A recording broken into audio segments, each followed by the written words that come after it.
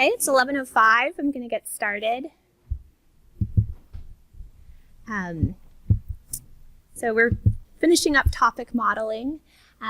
First, just can someone remind us what the SVD is?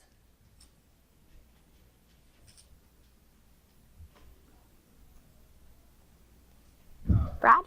Oh, wait, hold on for the microphone. It's a method of factorizing a matrix Mm-hmm. into two orthogonal matrices and a matrix in the middle called, I don't know what it's called, but it's just a diagonal of singular values, and typically we order them in descending order. Exactly, yes. So singular value decomposition, you get a matrix of orthonormal columns, and then in the center there's a diagonal matrix. And as Brad said, it's got the singular values in descending order, and then the third matrix U is orthonormal rows. And so we were talking at the end of last time about how we could use a randomized SVD to get the truncated form a lot faster. And so kind of the truncated, so full SVD, you're getting, you're able to fully reconstruct your original data matrix, which might be useful, but if you're trying to do data compression or you just want to do something faster, you probably don't need all of that. And so it'd be quicker to not calculate the whole thing. So I wanted to remind you that full SVD is slow. So this is the calculation back from the very beginning of this notebook. And again, to remind you, vectors, this is, actually, I'll ask you, what is vectors? This is kind of the matrix we've been looking at for the past 3 days in notebook 2. Does anyone remember?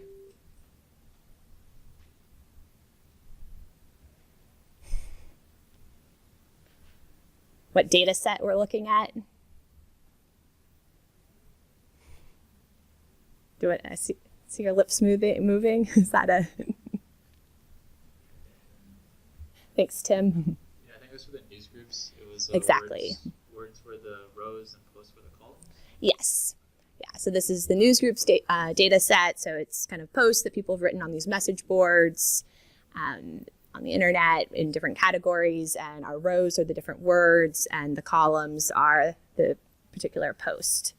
So when we did the SVD on it using SciPy's implementation, this is for a full one, it took 28 seconds, which is pretty slow. You can see that here. And I think I mentioned this before, but percent time is a magic, or they're called magics in Jupyter notebooks, but it's really useful to get the time of something you're running. So then we checked the shape, and here we were getting U was 2000 by 2000. We had 2000 singular values, and then V was 2000 by 26,000. However, if we do the randomized SVD, so suppose we were only interested in the top 5 topics, we run that, and this is from Scikit-Learn, that only took 154 milliseconds. So this is an order of magnitude faster.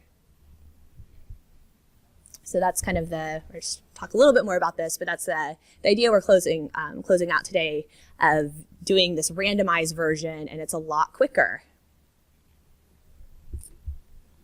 So I looked it up. This was a question last time. The runtime complexity for SVD is big O of the minimum of m squared n and mn squared.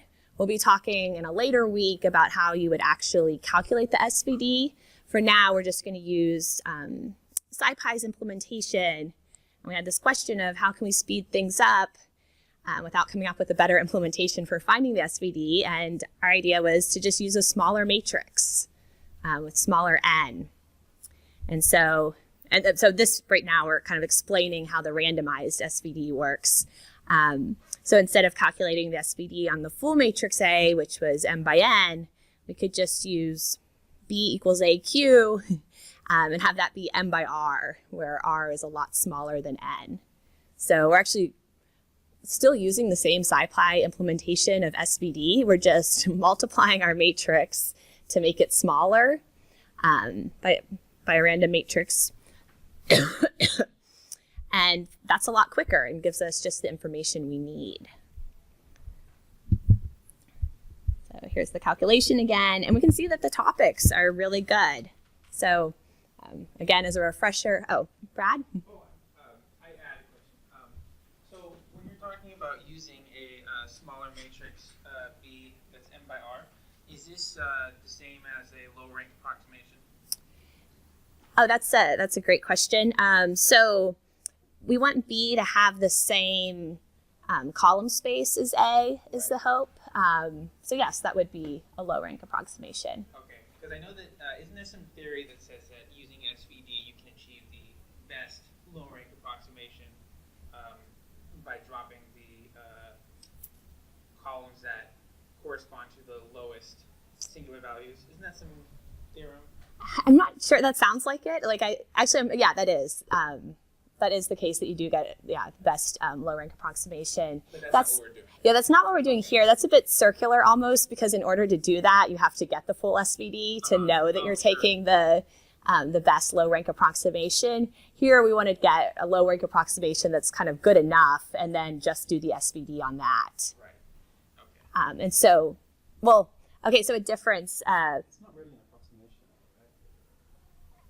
right? So it's an approximation of the column space. Yeah, so I guess this is another key distinction is A and B have different dimensions because we've made, so if A is like our giant matrix, B is tall and thin. So, we've kind of cut off all these columns. So yeah, this is an excellent point. So B is not actually approximating A, but the hope is that the columns of A span a similar space to the columns of B.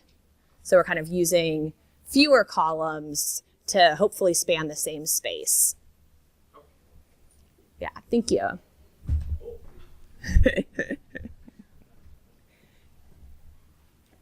And this, I should also say I've kind of added, so this is, I tried a different perspective for talking about the randomized SVD from the end of class last time. So there's some new material in this notebook that I updated on GitHub yesterday, but if you have the version from Tuesday, some of this is new. But I just kind of really wanted to emphasize the speed and the fact that we haven't found a new way of finding the SVD yet. We're just kind of taking a smaller matrix to speed things up. And then this is from the Facebook research blog post that I keep referencing that had the nice colorful picture. And they ran a few cases that I wanted to highlight for benchmarks. But they looked at large, dense matrices that were up to 100,000 by 200,000 in size. Large sparse matrices up to 10 to the 7th by 10 to the 7th in size, and those had 10 to the 9th non-zero elements. And then they also looked at Apache's Spark's distributed SVD implementation, and they just wanted rank 10 approximations. So for rank 10, calculating out a matrix that is 10 million by 10 million is really going to be excessive. And so you can see, and so RPAC is kind of state of the art, like it's a matrix factorization package that is widely used. So this is not saying that kind of RPAC is bad. It's just kind of like how slow it is to fully do these things. They found that it was 1 second to do the randomized version versus 100 seconds for 10 to the 6th by 10 to the 5th matrices. And then it was 5 seconds versus 63 minutes for 10 to this, for the, this is like a denser version. So yeah, I just wanted to show those numbers are a really big improvement because 5 seconds versus 63 minutes is huge. And that's also, I think, it's a really compelling detail when people include things like that in blog posts. I should say in preparing the next lesson, I had found a blog post that it had this like threaded implementation to like run something in parallel, and it was just like, oh, this should be faster, but they didn't have any like actual times, and so I used their code and ran it, and it was actually slower with the parallel processing, and so that's something that's very valuable to definitely run it and tell people the times.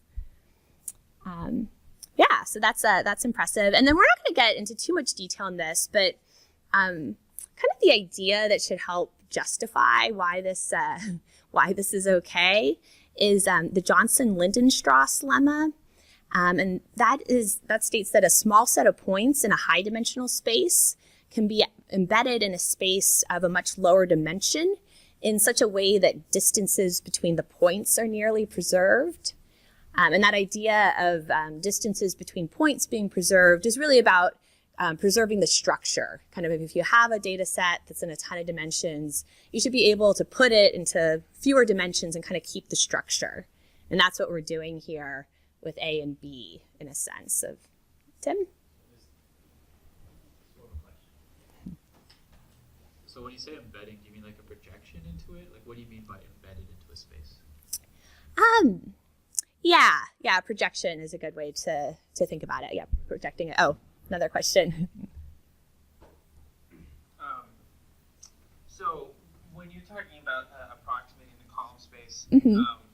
is this in the way that we're talking about approximating the column space where it preserves these relationships between these higher dimensional points? Yeah, so with the column space going from A to B, so A is the large one, and actually let me just draw that. So kind of if A is this size, B is the same height but thinner. So here you can think of the data points as the rows, and so the idea is kind of you've gone from, if this has n columns and this has r columns, oops, and then they're both m tall, you have m data points, and that those m data points are still have the same structure between them or the same distance between them, whether you're looking at A where it's n dimensional or B where it's just r dimensional. Right. So the approximation is of the relationship between the rows. Yes. Right. Yes. Okay. Great, thank you. Yeah, any other questions? And we're definitely not gonna prove the Johnson-Lindenstrass lemma in here, or even if some of the details, I think last time, it's okay if you don't have all the steps from last time of kind of this process of how we did the randomized SVD. I mostly want you to kind of get this general intuition of why it might be okay that we're taking this random projection.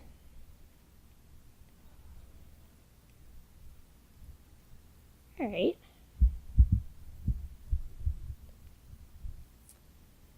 Yeah, so going back, so we looked at this code last time, but I want to go through it again briefly. So to kind of implement the randomized SVD, first we created a randomized range finder, and here this is kind of getting our mapping of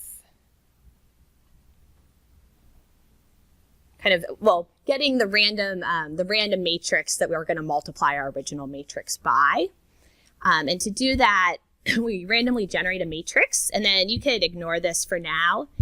We take a QR factorization on A, and what that does, actually, I should check, does anyone remember what the QR factorization gives you? So you get two matrices back.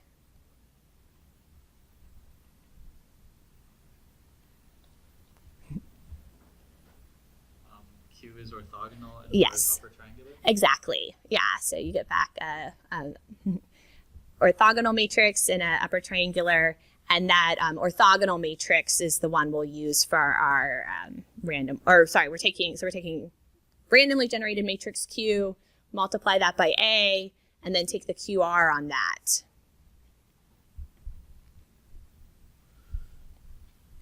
And then we call that from randomized SVD. Does anyone remember, so number of components is the kind of number of singular values we want, or the ultimate number of topics for our topic modeling. What is the number of oversamples?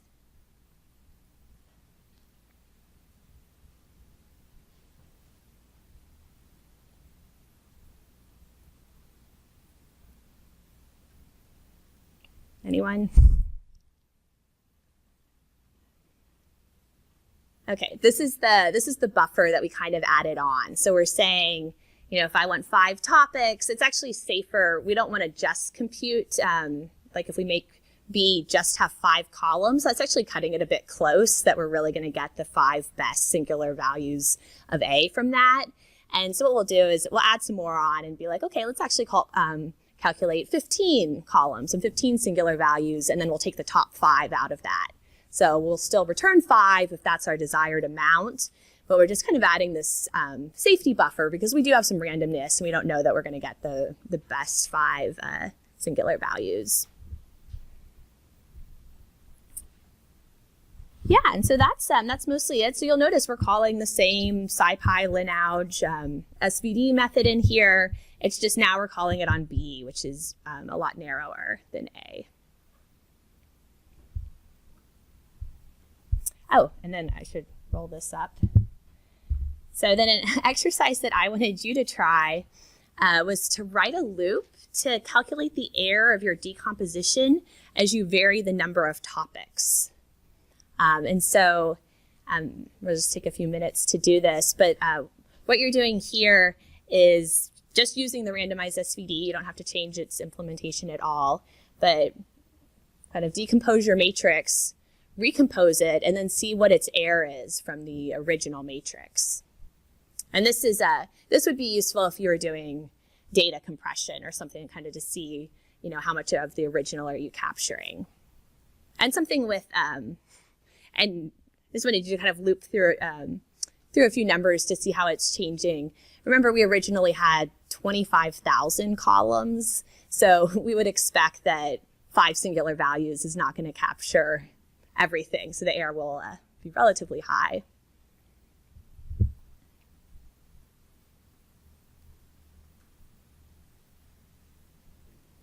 Okay, let's go ahead and talk about the answer to this one.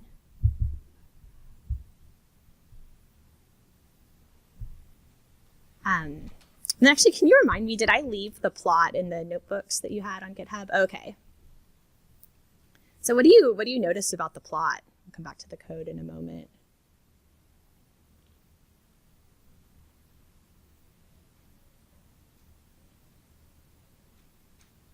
Brad? There's a pretty distinct elbow. Wait, hold on a moment. Okay, say it again. There's a pretty distinct elbow. Yeah, the error drops off, I thought, surprisingly quickly for this. That, you have a lot of error initially, but, well, really, around 50 is like kind of the steepest, but definitely past like 100, it's really a lot lower and kind of not changing as rapidly. Yeah. So you can see like kind of the first many first few singular values are giving you a lot of power and kind of capturing a lot, but as you go on, the additional singular values aren't capturing as much, is kind of what this is showing. But so what I did to get this was have a loop where I was taking the randomized SVD of I as I is increasing, and I did this in steps of 20. And then I got so that returns a U, S, and V.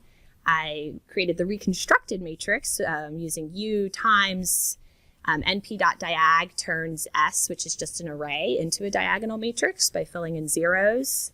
And np.diag also, if you give it a matrix and not an array, then it'll return an array of what was on the diagonal. But here I'm using this from array to a matrix functionality of it. So I'm just doing U times the matrix form times V, and then I'm saying that the error is the norm of the vectors minus reconstructed. Jeremy? Since this seems to come up a lot, I just want to mention a trick that I like. Mm-hmm.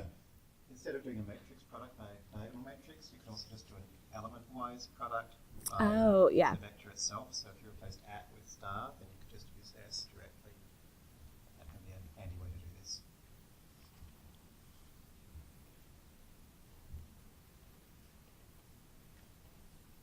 Are there any questions about this?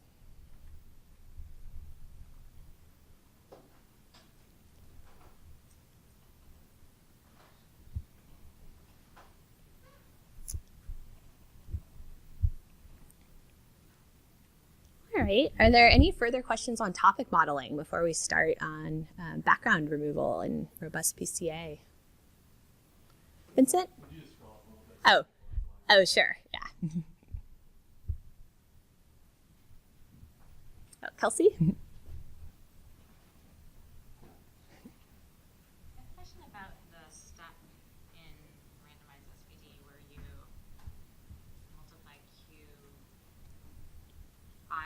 result of trying, like the smaller the U hat, Q by U times U hat? Is that like putting it back into the original basis?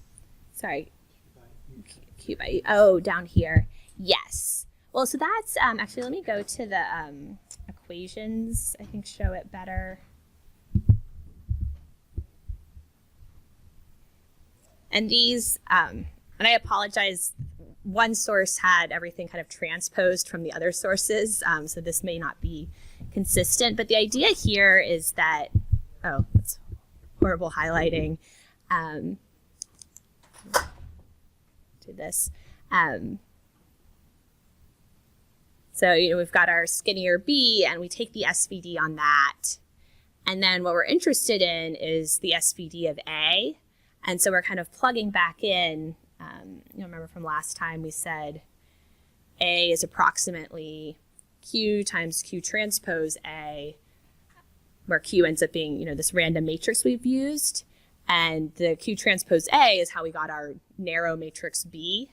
So we're just kind of plugging in, okay, this is B, let's kind of plug that into here for Q transpose A. And that's how we get Q times basically the SVD of B.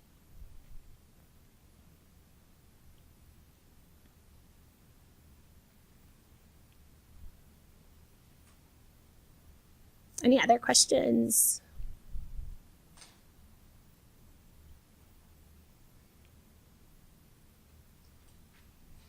Okay. Oh, Tim? Can you go back to the randomized rangefinder algorithm? Yes.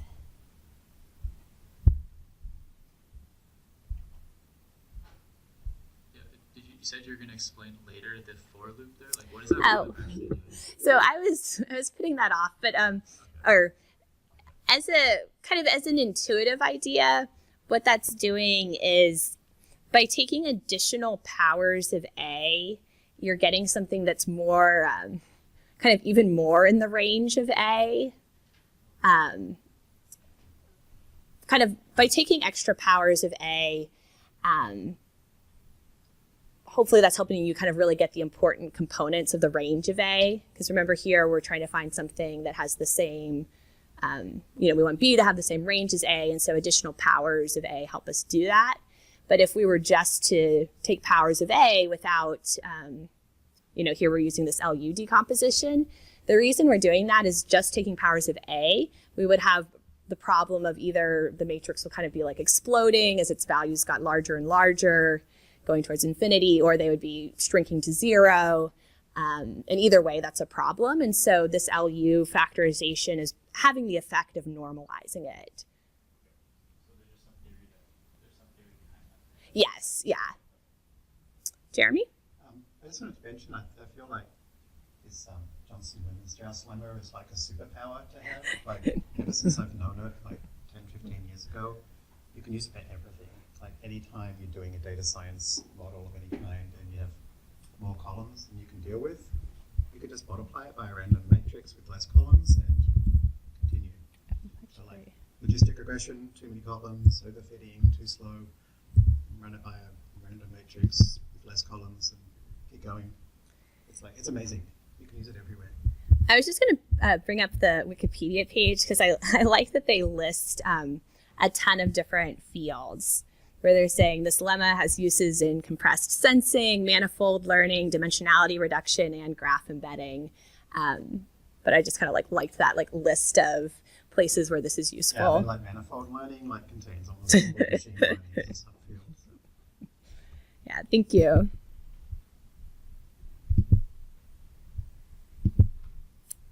Any other final SVD and NMF questions? And we'll be returning to SVD. We're both going to use it in other applications, and then we'll learn more about how it's calculated.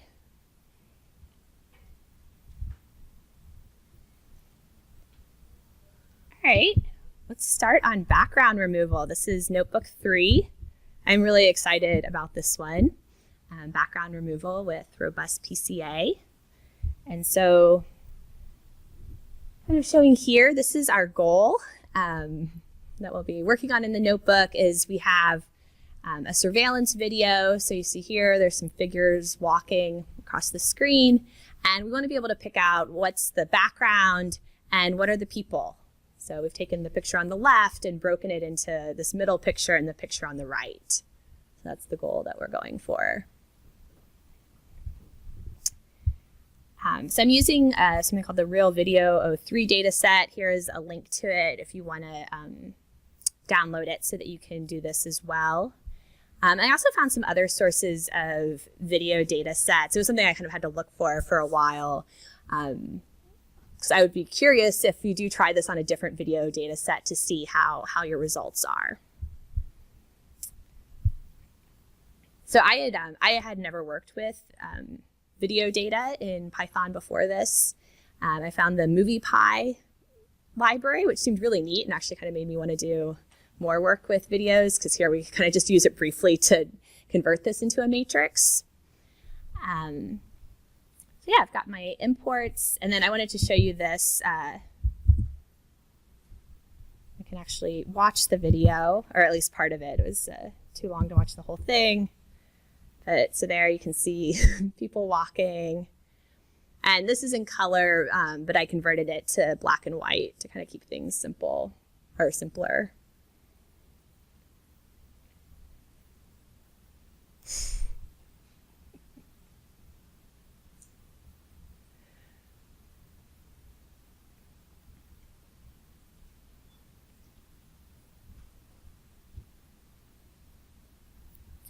Right, and that's it. That's our data. And this video is 113 seconds long total. So I have some helper methods, and we're not going to super go into those, but here, really it's mostly, I'm just using, so the video library has this get frame that I'll use to kind of pick out specific frames, and then we're stacking those up to form a matrix. And I think that's actually kind of easier to see from, I have a few pictures. So this is a single frame, one point in time. And I guess I should first note, so I scale this, and I tried doing it with kind of the full resolution, and it was really slow, but I do have some pictures from the high resolution, although I don't recommend that. But here, you can enter the scale as a percentage, and so I'm just using 25% scale to make it faster.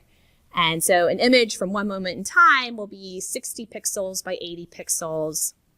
And we're going to unroll that into a single column. So kind of each moment in time is going to be this 4,800 long column. And then we're stacking those all together from these different points in time. And so we end up with a matrix that's 11,300 by 4,800, representing the video. And I wanted to show a picture of, this is what the whole video looks like. So does anyone have ideas? What do you think those wavy black lines are? Wait, you want to toss the... That's probably the people moving. Yes, those are the people moving in the frame. And so then what are the kind of solid horizontal lines? The background. The background. Yeah, so remember each column here is a single moment in time. And so some things like that sign are never moving and probably just show up, as kind of these horizontal white lines, but the people do move. And so those pixels are different. So the columns are a moment in time or the rows? The columns are a moment in time. Okay. Yeah, and this is, I think, backwards from probably what I wrote in the older version of, depending on when you last pulled from GitHub. But yeah, here the columns are a moment in time. Okay. Is this at all related to optical flow? What do you mean by optical flow? I don't really know what it is. So it's some sort of a methodology of tracking movements through, like if you have two adjacent frames, like how do you warp one to Oh, okay. Yeah, I'm not familiar with that area, so I'm not sure if there are, because that is kind of, that brings up a good point that here it's assumed that the camera is fixed, and so things are kind of being referenced by, I don't know, like, everything that's at x coordinate 20, y coordinate 30 is showing up at the exact same, when you unroll it, that's kind of 0.600, and so it's always going to be showing up in the 600th row. So this is kind of fixed. Jeremy? We mentioned the other day that if we look at a low rank matrix, we'll tend to see lines on it. So I guess this is showing this is a low rank matrix already.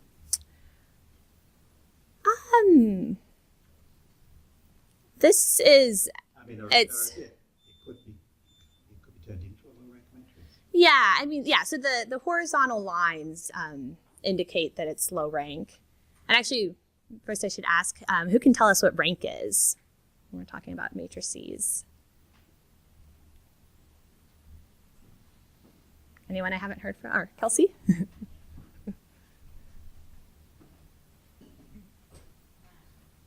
So rank is the number of independent columns. Yes.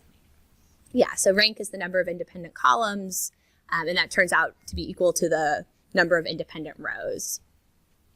Another way to think about it is it's the dimension of the column space or the dimension of the row space, which again is equal to the number of linear independent columns and rows.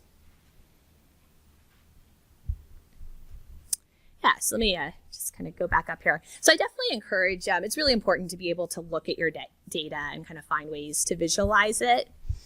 But here we've created our data matrix, put that all into M. This is just a NumPy 2D array. And then here we're kind of just saying, let's take all values in a particular, take all rows and then a particular column. So that's the point in time that we're looking at. And we do need to reshape it to get it kind of back into a picture. So we've kind of unrolled it into, and let me see if I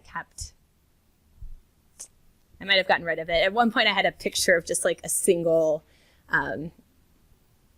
row, which is pretty boring because it's just, doesn't look like anything by itself. It's black, white, gray, and we kind of have to reshape it back into our square matrix. So numpy.reshape is pretty handy.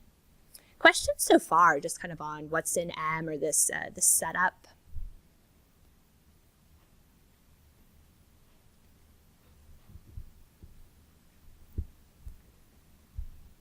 Okay.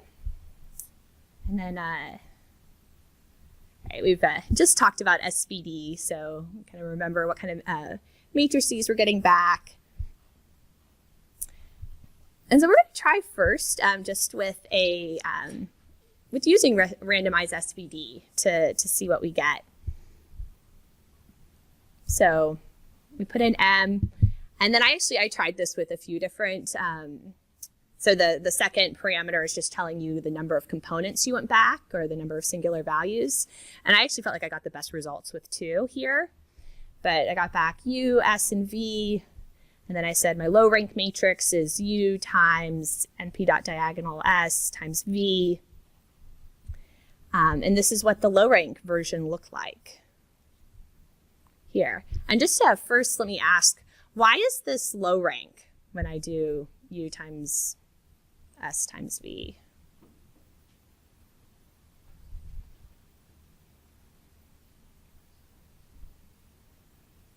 Remember, USV is the truncated SVD that we've asked for. And now we're multiplying those 3 matrices together.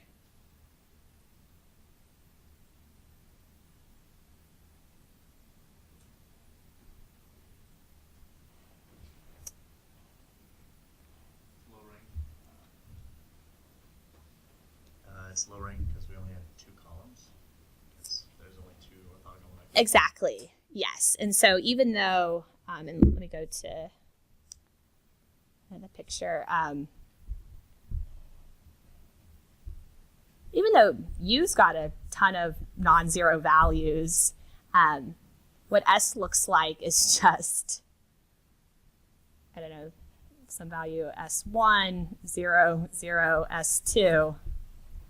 Oh, and actually, I guess that means that this should only have 2 columns then to line up, but 2 columns. Oops.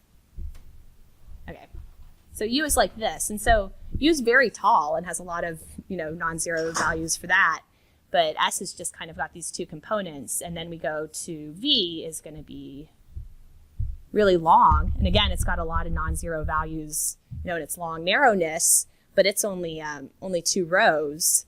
And so when we multiply kind of U, S, and V together, they're only going to be 2 linearly independent columns in the result.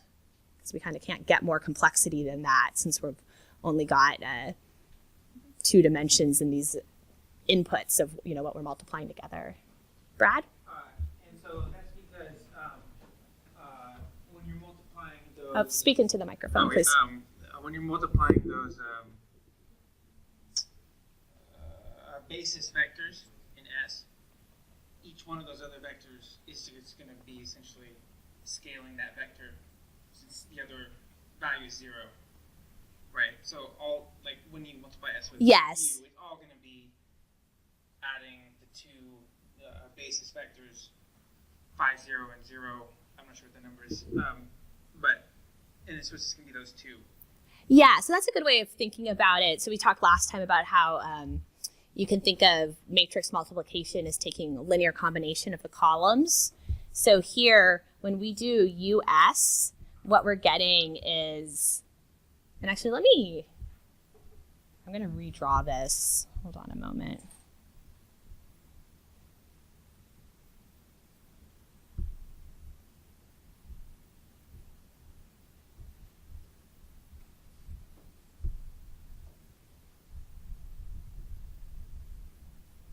Okay.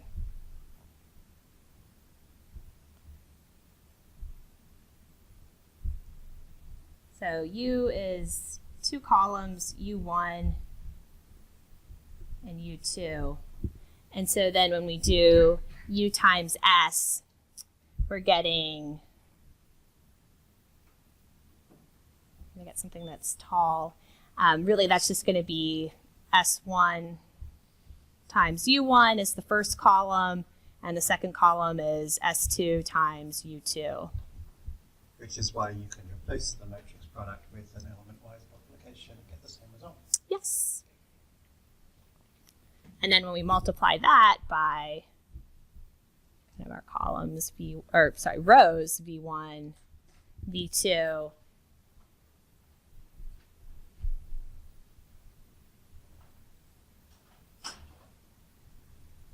well, I guess at that point we're kind of having to think about dot products. But you can see that really we're kind of just taking these 2 long vectors, and that's all we have to work with here. We can also, let me write out the dimension of these, might be nice to see.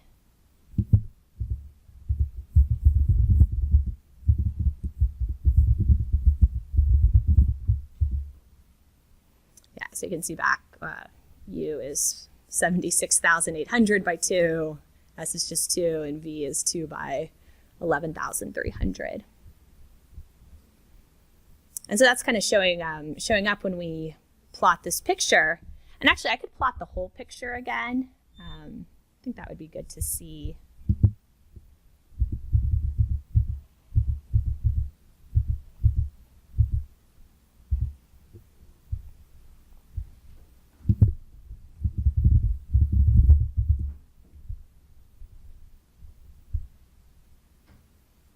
Okay, this is a little bit slow. So we'll look at the picture of the 1. Basically, it's got to have practically the same picture for everything. I guess you could have 2 different pictures that it could show, but it's really not able to capture a whole video's worth of data.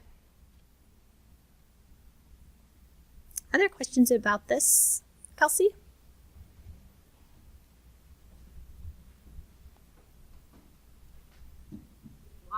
Why like a rank of 2? That feels low. 5 is Oh. Yeah, no, and I encourage you to try this with different ones. I just tried it with a few and thought that 2 looked the best. But yeah, try it with others. I think, though, some of the idea is that, like, unless you're doing a huge rank, like, I don't know. So if you were doing like rank 1,000, it's like maybe you are trying to capture all the different places people can be or like capture the information about people. But beyond that, I don't know, like with a rank of 10, there's not really 10 pieces of information you can capture. You know, I mean, you kind of have the background, and then like the next piece of information is like all this information about people.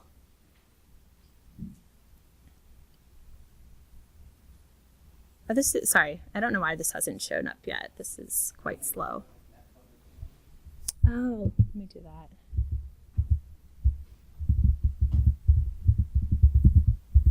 Although I must if the other ones are showing up. Yeah, okay. Oh, and Sam's got a question in the back. In the Scikit-Learn randomized SVD, Mhm. is it creating additional columns when it like is it we talked about generating many columns, and then like maybe if we wanted 5, we do 15 random columns. Yes. First 5. Is Scikit-Learn doing that? It is, yes. Okay. So you're just using the default then, which is probably more. But is that something else that we should try and play around with? So and I think the default actually is 10 or 15. It's I think that's what the paper says. yeah, and I think, and this is coming from a paper, from I believe from the Halco paper. So this is, yeah, so that is what Scikit-Learn is doing. I don't think that's something you would want to tune yourself unless you had like specific reason to think that would be helpful. But I think like the papers developed this like theory of why this should work, or why this does work. So in trying to intuit why we get back just the background Mhm. in doing this, would you say that it's because given that the vectors that make up the background in the matrix over time sort of are most important across the entire matrix? When you're looking at the most important singular values, those ones are largest, as opposed to the vectors that correspond to people moving, since they're very sparse in there. When you limit it to a few singular values, it's going to ignore those. Right. Yeah. Like the most important component. So there's 2 things going on. One is that really in any frame, like most of the frame is background, but it's also like looking across time. The background is what shows up in like every single point in time. Like you always have the background there. And I mean, sometimes, you know, pieces of it are obscured by a person. But for the most part, the background, I guess a way to think about it even is if you're looking at this whole picture, like most of this picture is the horizontal lines that form the background. So those are going to be the largest singular value, because they're kind of like the most important component. By the way, you mentioned to Sam about and kind of the source code. A cool tip I don't think we've mentioned is if you type in Jupyter Notebook !, and then the name of the thing, it'll show you the source code. So like maybe you could. Actually, yeah, my kernel died. I need to rerun a few things. Randomized SVD. You'll see the source code, and it's really easy to read. It's really simple, so it's fun to look at. Yeah, no, that's a great point. Thank you. I'm just going to rerun this because I do want to have the matrix to be able to use. Oh, I didn't run my helper methods.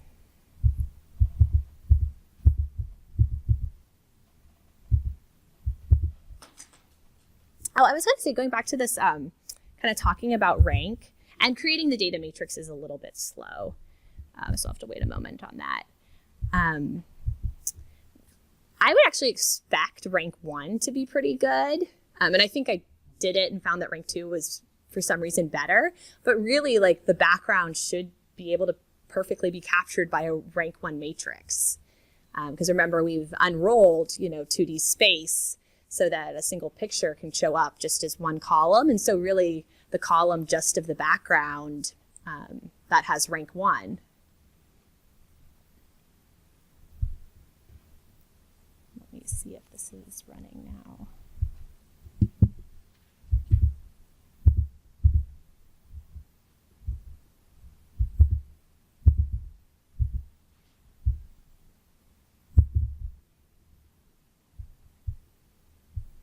Okay, here it is. So this is our low rank reconstruction. So we did the SVD and then we've reconstructed our matrix. And so if you think back to kind of from the math standpoint, what's going on is we're trying to reconstruct this matrix, or you could think of this as a data compression problem, like you didn't want to have to store all of this. And so with just rank 2, so just these, two columns in U, 2 singular values, 2 rows in V, we get this much of our original matrix, which is a lot of it. It's kind of like everything except the wavy black lines.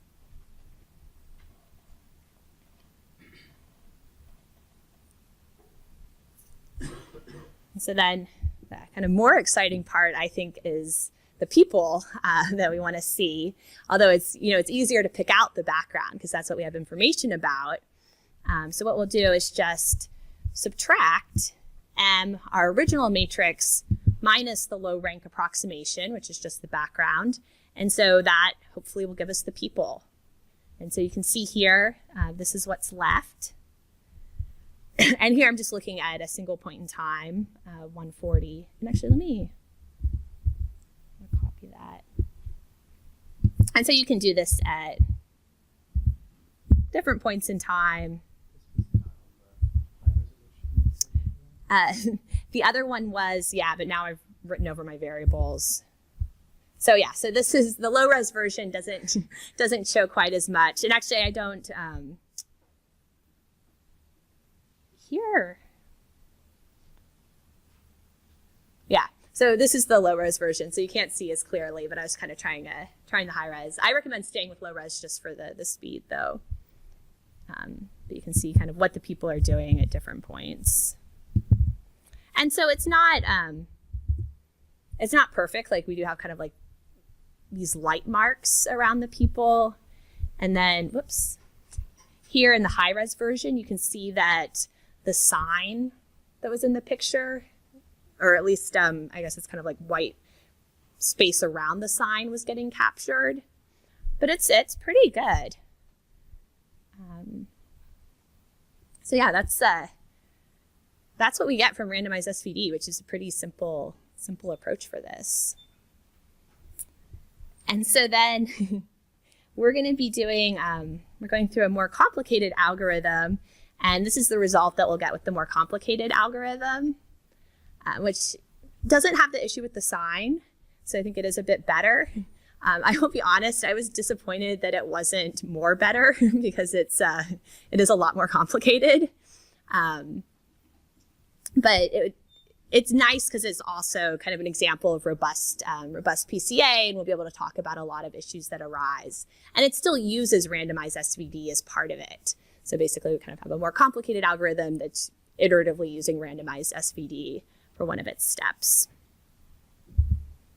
Oh, okay.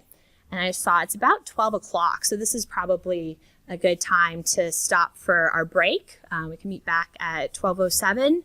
And when we resume, we'll be talking about PCA and robust PCA. Yeah, Jean's picture.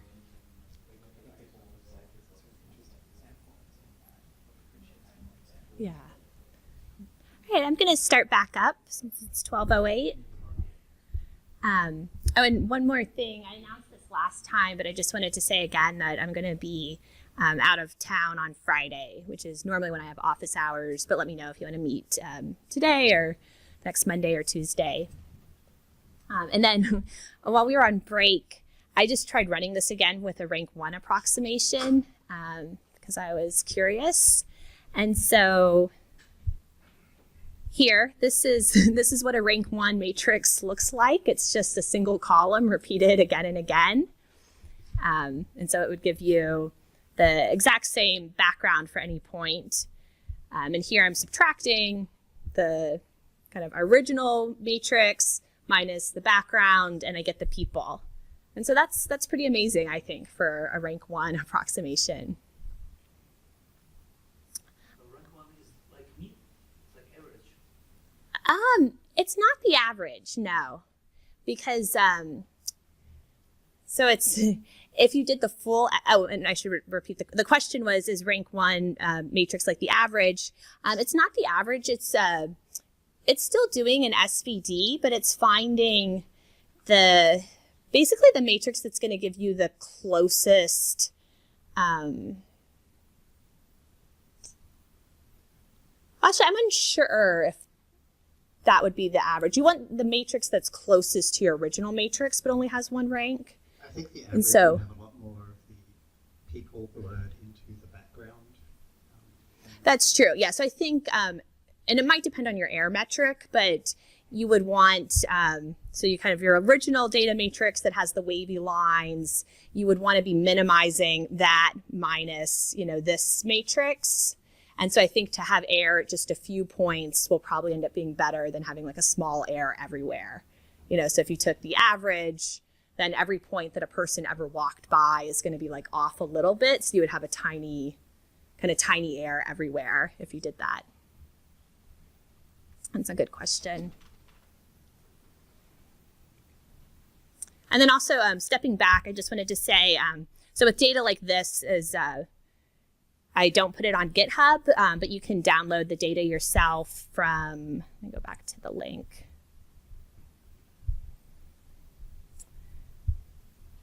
Up here. So this is the link of where I got this from. And so this is video 3 in the real videos. Although I definitely, if you do run this on different videos and get interesting results, please send them to me because I would be curious to see them. And then the other thing I probably should have done more of is whenever you here where I calculate the matrix and it's really slow to calculate, you don't want to have to do that every time you run this. So you can use np.save to save the NumPy array. And this was for the high-res version, but you would probably want to do it, as a low-res version. So I'm just giving a file name, passing in my matrix M. I can save it, and then next time I run this, instead of creating data matrix from video, I could just do np.load. So that's a nice trick. Cool. Any other questions about the rank 1 approximation? Yes. Pass the microphone. I didn't see it, but did anything happen with the Anything happen with what? the signpost that would kind of be Oh, outlined? the signpost. I think more what's happening is you're getting some blurs of the people right behind the signpost. And so it's like having those blurs of the people are what let you kind of are giving you that artifact of the signpost. Although It's a bit harder to see in the low res. it's hard to see in the low res version. Yeah, you kind of have to use the high res version to see that. But yeah, so here's which I just did for the rank 2 approximation up here. But so it's, I think probably not so much that the signpost is showing up, is that you have these like light blurs of people walking by behind it. Okay, so principal component analysis. I'm gonna go to full screen. So typically when you're dealing with a high dimensional data set, you want to use the fact that the data usually has a low intrinsic dimensionality. So even though it's in a lot of dimensions, not all those dimensions have information. So you can think of that kind of as lying on a lower dimensional manifold. And so this is even kind of, with the randomized SVD, the idea of, A had all these columns, but really the information of the column space could be captured by something with a lot fewer columns. And so principal component analysis lets us eliminate dimensions. And so classical PCA is seeking the best rank K estimate L, so I'm just calling it L because it's low rank, of a matrix M. And so K is a parameter that you're specifying going into it. You're saying, I want to see what the best, and we just previously looked at rank 2 and rank 1 approximations, but you could choose any value for K. And then you're going to use an algorithm that's going to minimize the difference between M minus L for any possible L that has the rank you're interested in. And so traditional PCA can handle noise in small magnitudes, but it's very brittle to having, even if you just have one observation that's super wrong, that can really throw it off. Which unfortunately in a lot of real world data sets, you can have some observations that are just, very wrong. And so robust PCA is a way around this. Robust PCA factors a matrix into the sum of two matrices, a low rank matrix L and a sparse matrix S. And so, actually I'll ask you, what does it mean for a matrix to be sparse? Sam? It means that there are a lot of zero values. Exactly, yes, so there are a lot of zero values. And so going back to our example of the people, there are a lot of zero values, and here I'm actually zoomed in.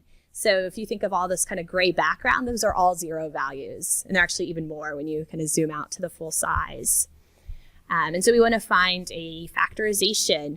And this factorization is a little bit distinctive in that it's a sum. Most of the factorizations, in fact, I think all the other factorizations we'll learn in this course are multiplication. But here we're factoring something into a sum. And it's the low rank matrix plus a sparse matrix.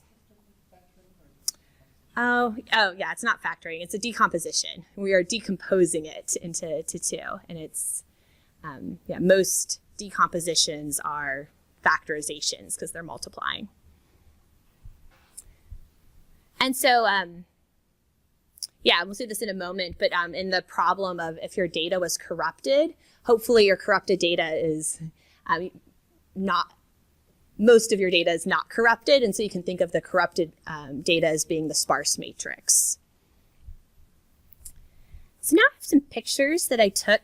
This is from a really nice blog post. Let me open it. Called Robust Tensor PCA with TensorLi. And I haven't tried TensorLi, which is a specific library. But these are really great illustrations. And so this is face recognition, and it was done on a data set where you had multiple pictures of one person's face, but from different angles with different light, or where the light is coming from different angles. And so here, there would have been a lot of pictures of this person's face, but kind of lit up from different angles. And so here's the original. They've added some noise in, or you can say grossly corrupted entries. And I think this is pretty amazing. They get, from this original, this is the low rank component, and this is the sparse component. So the sparse component's picking out the noise, and the low rank component is picking out the face. I think particularly this third one is amazing because the one on the left right here, like I can't even tell that this is a picture of a face, but they have picked out the face. So this is another application of this. So remember kind of what we're looking at, the low rank one will be the background and the sparse component will be the people. Here the low rank is, this face, and the sparse component is this really awful noise.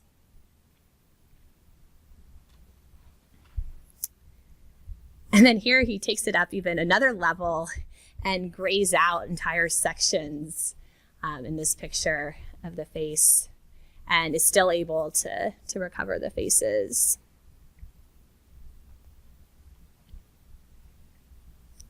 Yeah, so it's very impressive.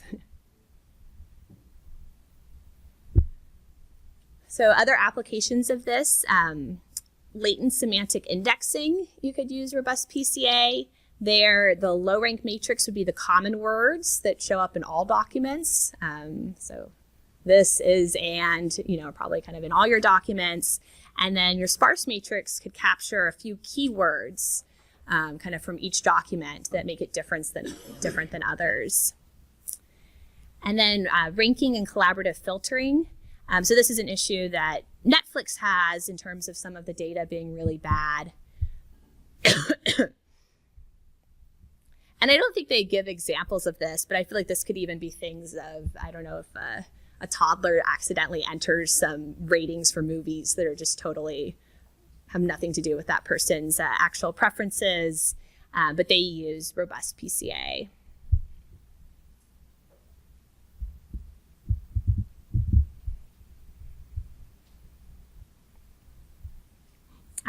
Do you want to say more about FACES, Jeremy? There's a great example. I'm sure a lot of you know about the Netflix prize. It's a $1 million machine learning prize, and there's a lot of great write-ups of that. And the winners had to come up with some. Well, interestingly, like before the Netflix prize, people have kind of forgotten about some of these robust decomposition techniques, but the winners like really brought them back into vogue, and they've had a lot of attention since then. Yeah, actually, there was. Go back and read the papers from that because they're very accessible. There was a fun New York Times article on the Netflix prize about Napoleon Dynamite. Are you all familiar with this movie? So apparently Napoleon Dynamite was a hugely polarizing movie, and it also didn't relate to people's other preferences. And so like including Napoleon Dynamite in the Netflix problem makes it like way, way more difficult because it's almost like random how people will feel about the movie. So I thought that was kind of like a fun example of something that like could really throw things off. And I know I'm very biased as an ex-Kaggle person, but I just want to say, like, a lot of people complain that the Netflix prize didn't lead directly to results, but the truth is actually the results of the Netflix prize made a huge impact on how people think about all kinds of areas of linear algebra and collaborative filtering, and it's super valuable. So actually, yeah, studying competition-winning results is a great way to further your machine learning and data science skills.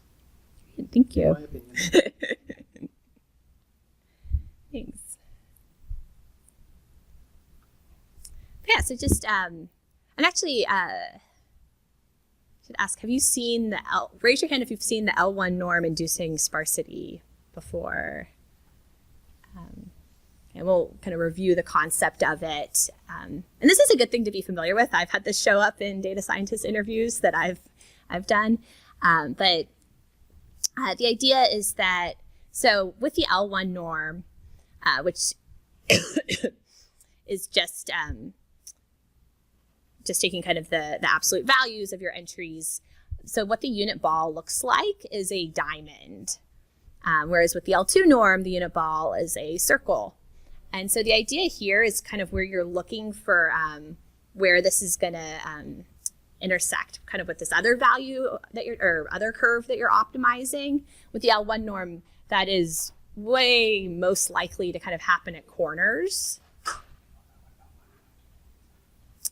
Yeah, let me briefly, I guess, say the L1 norm, I should maybe write it on here. So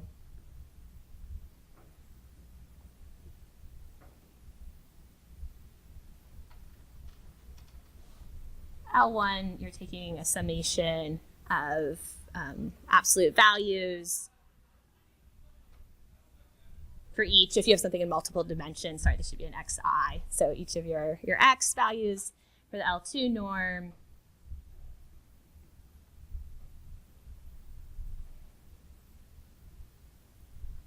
You're summing the squares and then taking the square root of the whole thing. And these are generalization. So actually, this you're taking the whole thing to the power of 1, which is nothing, or has no effect. But this is generalization of this idea of the LP norm. But L1 and L2 are kind of the most common. For regularization, and this is the penalty term that you're adding when you're doing some sort of optimization problem. And so the idea with any of these is that you don't want your weights to get too large. And so you're putting a penalty on the size of your weights. But the type of penalty you put will kind of affect what your answers are. And so with the L1, it ends up kind of saying, I want to keep this sparse. And so you're kind of getting more of a penalty for, making new things non-zero. Whereas the L2 norm, since you're trying to kind of keep this whole square root of sum of squares to a small value, you will have probably a lot of things with small values whereas L1, it's better to maybe have one thing slightly bigger and the other weight 0. But yeah, so these are how those penalties work.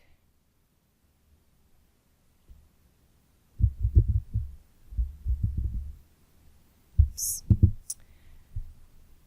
And so these are kind of some common pictures that people will show that if you have the problem you're trying to optimize, and then also this penalty, kind of thinking about where they intersect. For L1 norm, it's going to be a corner, which here the x-axis is 0 and y is 1, whereas here it's going to be kind of somewhere on the circle. Brad, can you throw the microphone, Jeremy? So one question I've always had with these pictures is that we're saying that with the L1 penalty, we can induce sparsity, but we can't with L2, even though when you look at the graph, those points at 0 are there. Is that because What points at 0? At the north pole of the circle and at each pole, right? Like here? Yeah, or in the graphs above. Here? Right? You can technically see that you could hit those corners in the square there. But is the reason why we don't because the circle's a continuum and the probability of hitting any one of those points is 0? I mean, I think it's more when you think about the structure of kind of this so, and I'll look at this one. So here, these are kind of like the contours of what, in a lot of cases, this would be kind of like the air of your model. When you look at these, like it's very unlikely that this would be like perfectly aligned on the, I mean, it's possible. You could have something that was like perfectly here and that like lying on the x-axis, but that would just be, to me that implies like you had this very artificial data set or something kind of bizarre going on. So you're right, you could happen to hit those, but yeah, the chance is so minimally small that you're, and it also to me implies that there was something very like artificially constructed about the problem you were minimizing. Right. Tim?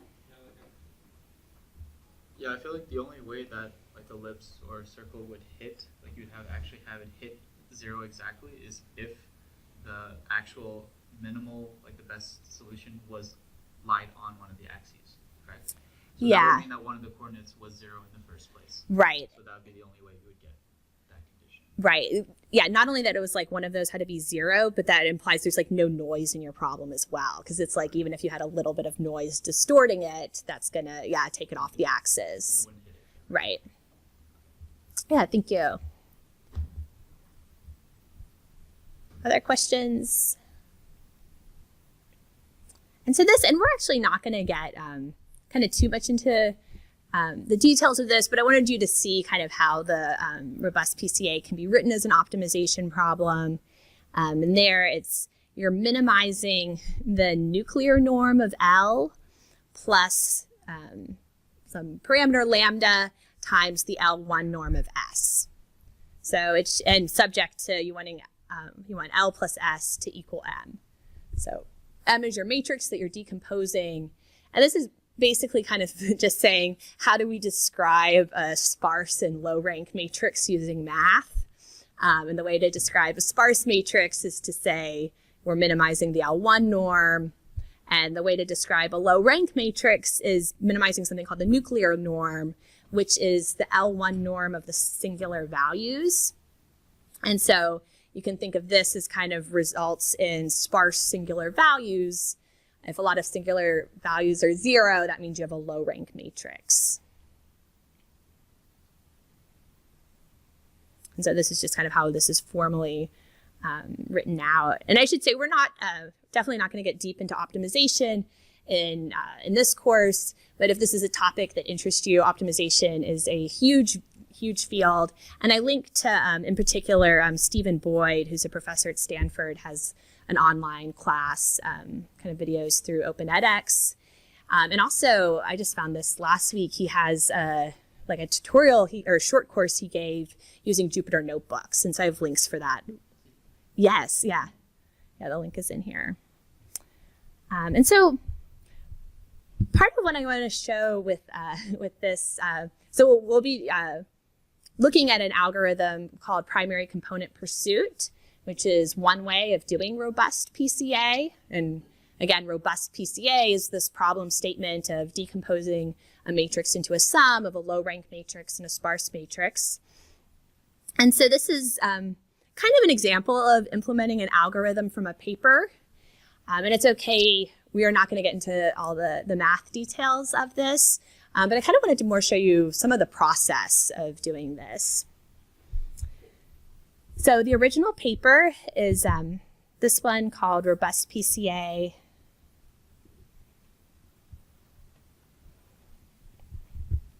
So it's by a collection of researchers from Stanford, UIUC, and Microsoft Research. And then there's a kind of second paper that gives more details that's also used. And I have a link to that lower down. I also, so in looking this, kind of encoding this, I looked at those. I looked at two existing implementations that I found online, and there are links here. So a kind of a key thing to know is you don't need to know the math or understand the proofs to implement an algorithm from a paper. And it can also be very distracting to try to read all the paper. And some of this depends on your purposes and what you're trying to get out of it.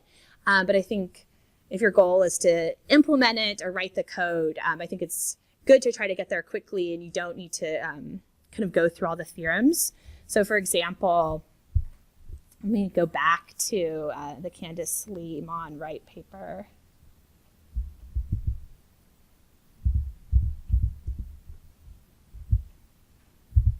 Okay, here it is. And so this is 39 pages. I think the introduction is really nicely written on this and explaining kind of what robust PCA is. It also has some nice, and you can see I've based my notes on some of this. It gives several examples of applications. Number one is video surveillance. So this is great to see. But then as you scroll through,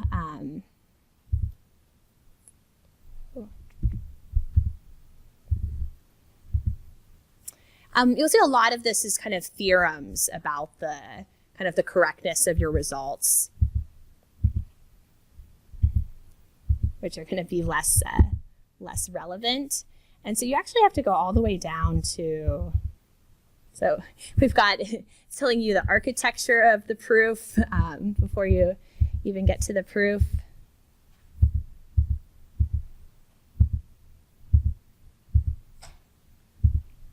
So section 2 is the architecture of the proof. Section 3 is the proofs. Well, part of the proofs. And I think section 4 is also, oh, no, section 4 is numerical experiments, which is good.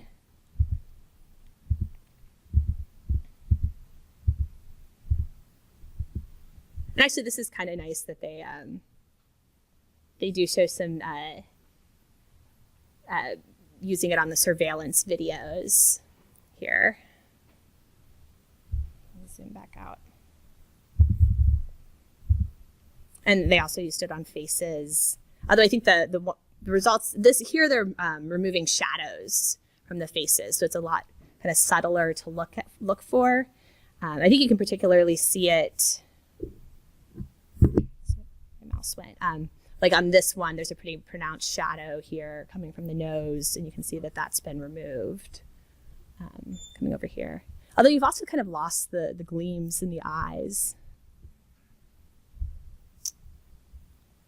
But in terms of actually getting to the algorithm of this paper, it doesn't come till page 29.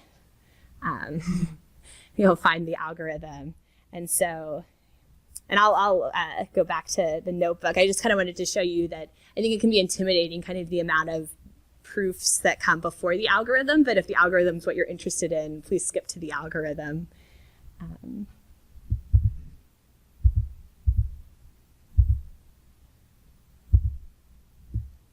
Oops. Okay, here we are.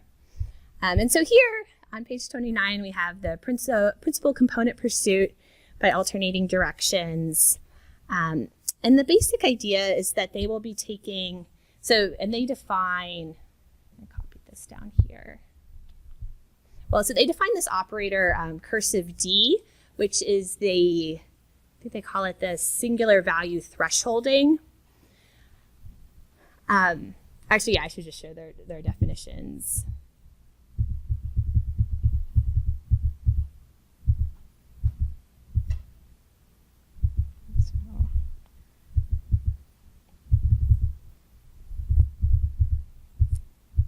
Wait, maybe I skipped a section.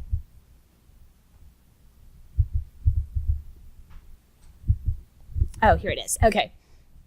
So you need to know the definitions of S, which they call curly S, the shrinkage operator, and cursive D, the singular value thresholding operator.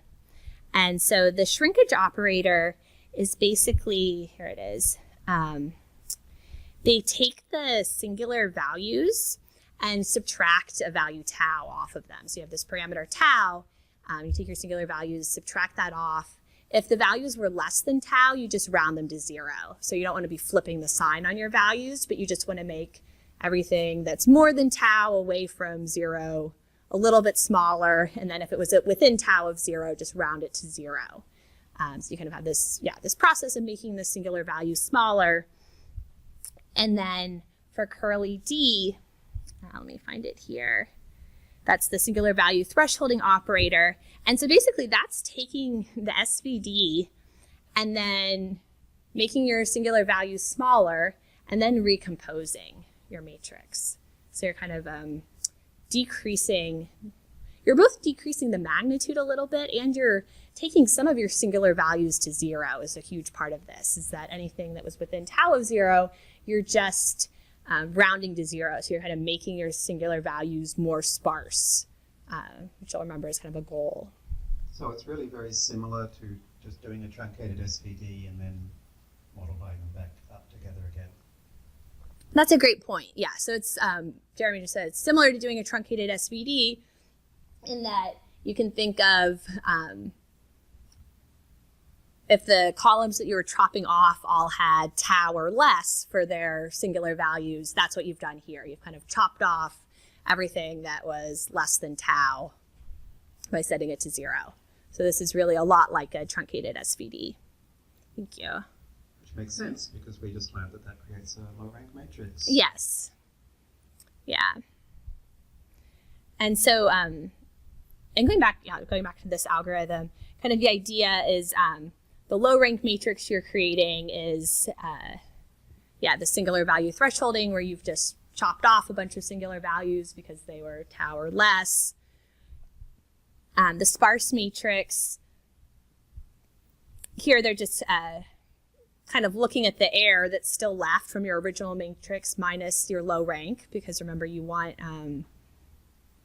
the sparse matrix to be equal to, or you want the sparse plus the low rank matrices to equal your original matrix. And so you'll notice there's kind of this alternating that's happening between, okay, for my low rank matrix, that's approximating my full matrix, or the original matrix minus the sparse one, and the sparse matrix is approximating the original matrix minus the low rank one. And then this mu times yk is kind of keeping track of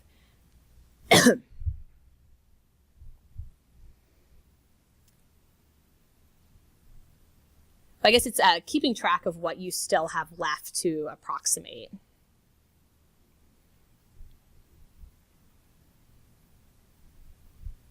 And so here, I really just want you to kind of get the broad strokes out of this. Like, I think this idea of kind of the alternating back and forth between, okay, let's try to improve our estimate for the low rank matrix. Okay, let's improve our estimate for the sparse matrix, and kind of going back and forth iteratively is a really nice pattern.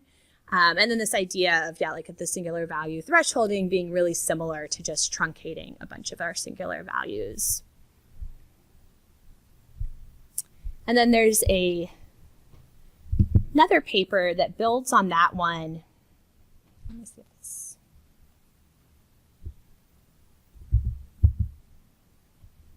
Okay, I don't know what happened.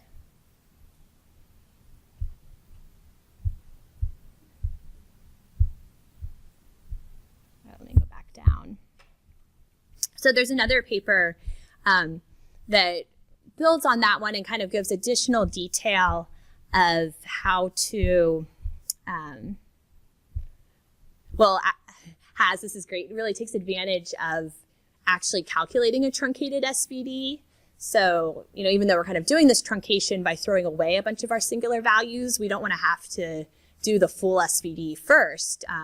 So the second paper kind of gives us estimates of like, okay, you can just calculate this many singular values each time, although we'll still do the thresholding where we truncate. Okay, that was weird. I just tried to click on a link and I don't know why it took me back to the top. Okay,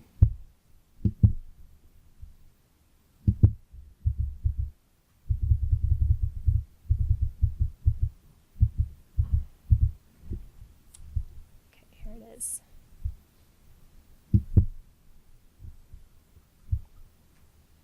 Okay, well, so I'll just show the clips from it.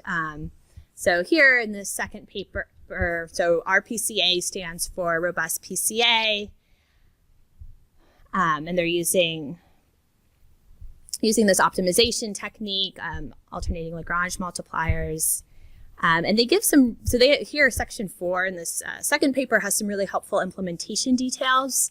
So in particular, they give you a formula of how many singular values to calculate each time. And so basically it's just, if it's small enough, you're just kind of incrementing.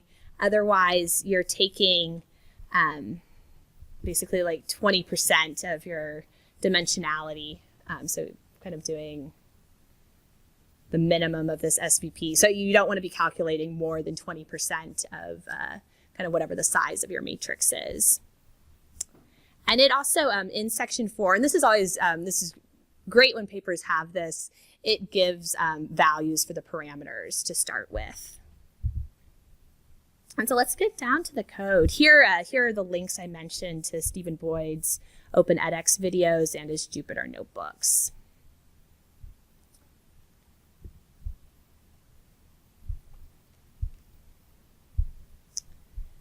So I want to show, I guess like in particular, and it's good to keep, try to give, have little methods and try to keep things, I guess, somewhat modular. I think one of the implementations I found online, it was kind of all just in one giant method and really, really difficult to read.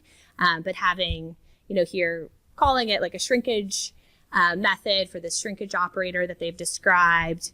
And remember, this is the one that just subtracts tau. If it was less than tau away from 0, you're setting it to 0. And so that's what this is doing.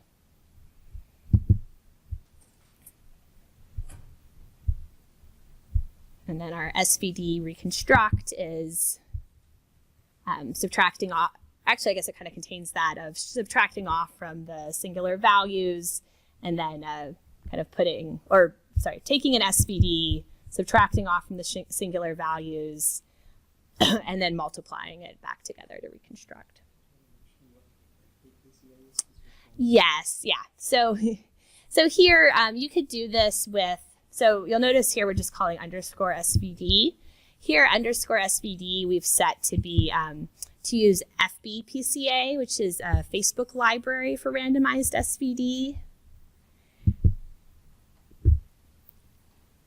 Let me pull it up.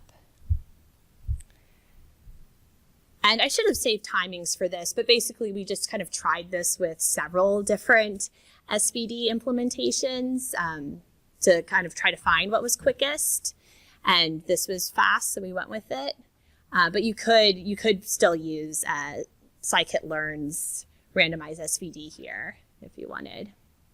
And this is also, I think, an interesting point in that there are kind of like the speed of your implementation with these things matters, and that there are different options, but some of them, I at one point started working with this library called PyProPack, and I made a pull request to update it to Python 3, and the author of the library was like, oh, I no longer am supporting this, and it was like all based off of this library ProPack, which came out of someone's like PhD thesis 10 or 15 years ago is like this Fortran library.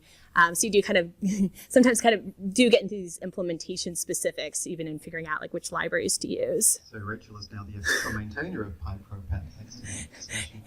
Yes. So he did merge She's my, not using it anymore, right? yeah, he was like, if you want this library, you can take over maintaining it. But although he actually didn't switch it off to me. But yeah, so FBPCA was fast. And it's, I'll just say personally, I do find it encouraging when you see that there's like a big company supporting a library, because that does make me feel like it'll hopefully be maintained. But that's what we're using here. And it's a little bit confusing because they've called the method PCA, but it's an SVD. And I find that a fair amount, that there are people that almost use PCA and SVD somewhat interchangeably. Mentioning that they're the same, are they different? They are they're slightly different. Yeah, I'm not going to get into it right now, unless you wanted to talk about it. I mean, they're basically the same, almost. Like, I think it's worth mentioning Yeah. that PCA basically uses SVD. Yes, yeah, Uses PCA SVD. uses SVD. PCA is typically you're multiplying the matrix by its transpose first. No, they are. Sorry. Oh. I should mention they both do that. Oh, The okay. only difference, as far as I'm aware, is that PCA subtracts the mean first. Oh, that's right. Yeah, PCA subtracts the mean. When I learned these, I learned they were the same, so they're almost the same. Okay, thank you. That is something to be careful of with subtracting the mean. If you start off with a sparse matrix, subtracting the mean makes it no longer sparse, so you don't want to do that.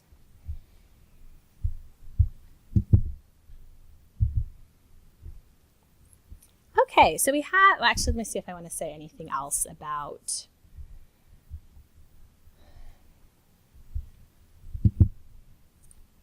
this. So this is the primary component pursuit. Method itself, Mention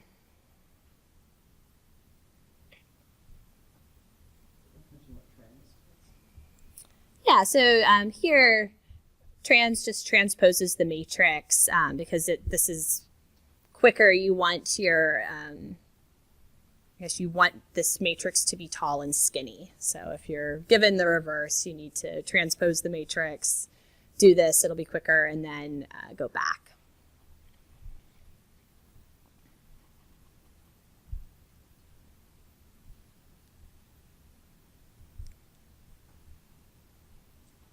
Yeah, so I'll just say, like, here we've got this loop that we're going through.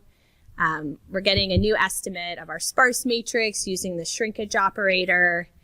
Then we're getting our low rank matrix by reconstructing the SVD. We're kind of each time updating how many singular values we want to compute, seeing what our error is, and adding that onto y, where we kind of keep this total.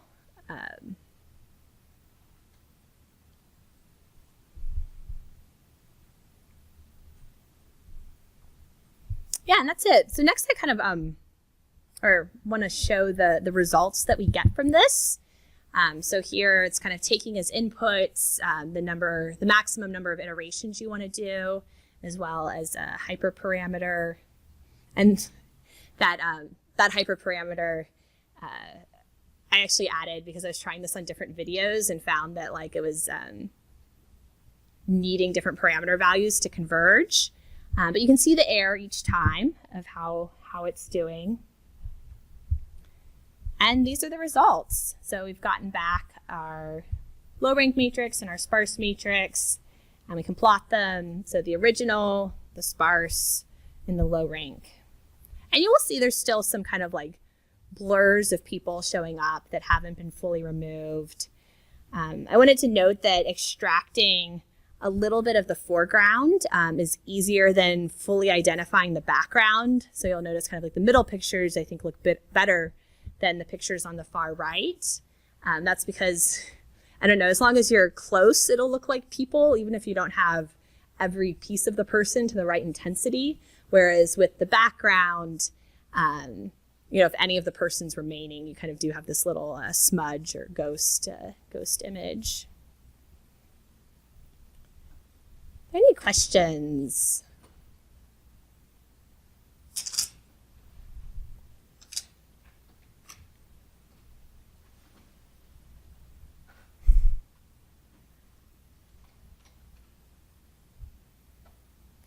Okay, on that note, I may stop here before we start, since LU factorization is kind of a big meaty topic that we'll get to next. And you'll remember LU factorization we saw was used in the randomized SVD that we wrote in that kind of a middle for loop, and it's also used in Facebook. The Facebook PCA randomized SVD that we were using has it. So we're going to kind of dig in next time to how LU factorization works. But yeah, we'll just end, I think, 5 minutes early.